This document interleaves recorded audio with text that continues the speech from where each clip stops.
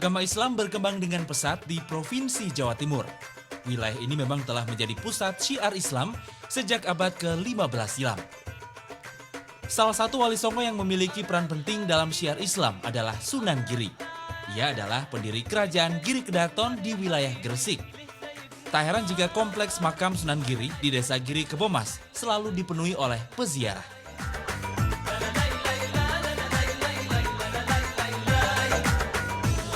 Seorang anak yang dahulu lahir dan diarungkan ke samudera, kini justru menjadi sosok panutan masyarakat muslim di Nusantara. Meski awal kelahirannya ia harus terpisah dari kedua orang tuanya, namun perjumpaannya dengan sang ayah ketika ia dewasa membuat ia menjadi seorang penyiar Islam di Pulau Jawa. Dialah Sunan Giri.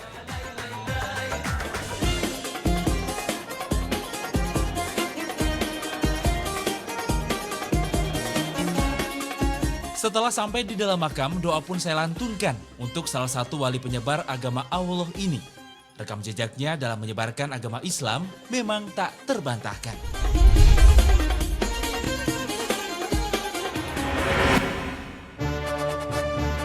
Sunan Giri lahir di Blambangan tahun 1442. Ia adalah anak dari Syekh Maulana Ishak, mubalik dari Asia Tengah, dan putri Dewi Sekar Dadu, putri Prabu Menak Sembuyu, penguasa wilayah Blambangan. Sejak lahir, Sunan Giri sudah dibuang oleh ibu kandungnya sendiri ke laut.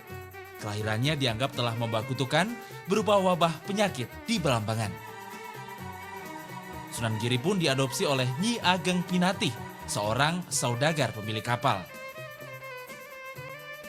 Karena ditemukan di laut, ia dinamakan Joko Samudra.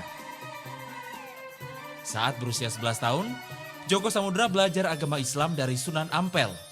Ia adalah pemimpin agama Islam setanah Jawa di pesantren Ampel Denta.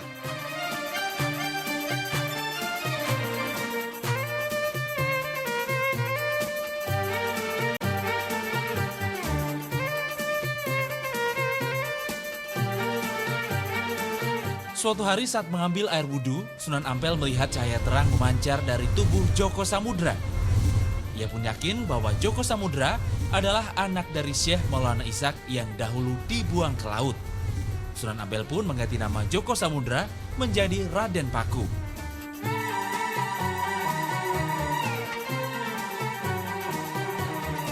Raden Paku bersahabat dekat dengan Raden Makdum Ibrahim, putra Sunan Ampel yang juga dikenal sebagai Sunan Bonang.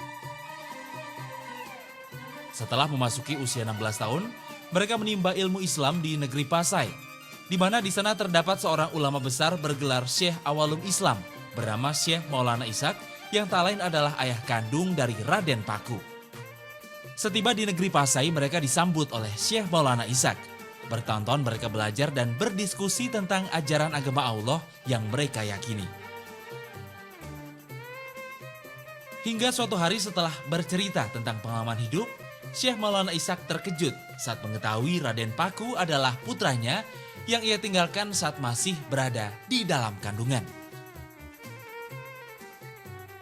Setelah melihat kemampuan yang dimiliki, Syekh Maulana Ishak memerintahkan Raden Paku dan Raden Makdum Ibrahim untuk kembali ke tanah Jawa dan melanjutkan syiarnya. Syekh Maulana Ishak memberikan sebuah bungkusan berisi tanah. Di Pulau Jawa, Raden Paku menikahi putri Sunan Ampel, Dewi Murtasiah, dan Dewi Wardah, putri Ki Ageng Bungkul, salah satu bangsawan Majapahit. Raden Paku meminta restu kepada kedua istrinya untuk bertafakur di tempat yang sunyi, bermunajat kepada Allah. Selama 40 hari 40 malam, mengharapkan petunjuk dari Allah.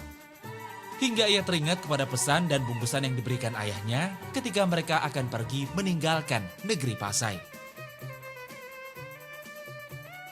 Ia pun mencari tanah yang mirip dengan yang ada di genggamannya.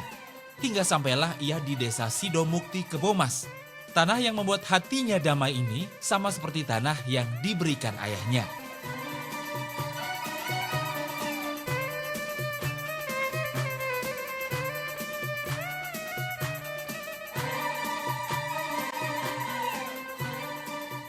Setelah itu ditempatkan di sini mulai ada namanya pondok pesantren. Jadi karena ini gunung, maka Sunan Giri berada di puncak gunung, maka terkenal dengan Sunan Giri, Sunan yang berada di gunung. Hingga saat ini saya masih dapat menyaksikan bekas-bekas peninggalan pesantren yang berkembang menjadi kerajaan kecil Giri Kedaton.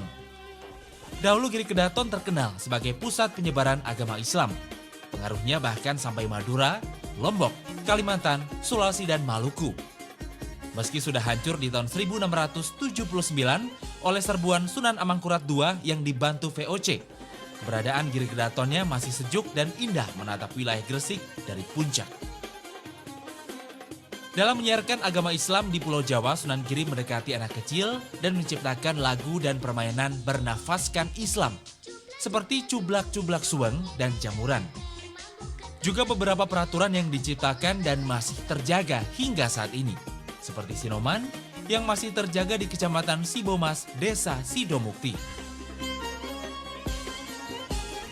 Nah, Sinoman itu lebih kuat daripada RT RW atau pemerintahan, sehingga aturan keagamaan lebih kuat dan kental.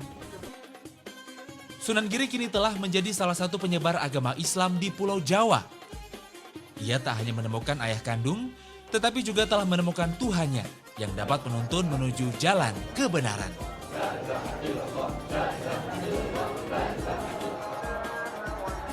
Perjalanan Sunan Giri untuk menjadi seorang wali memanglah tidak mudah. Meski harus merasakan dibuang oleh ibu kandungnya sendiri demi keselamatannya, tapi kini Sunan Giri telah tumbuh menjadi seorang wali penyiar agama Allah di Pulau Jawa. Karena jasanya itu pula lah, kini beragam lantunan zikir dan doa selalu terdengar dan menjadi penyejuk di areal kompleks pemakamannya.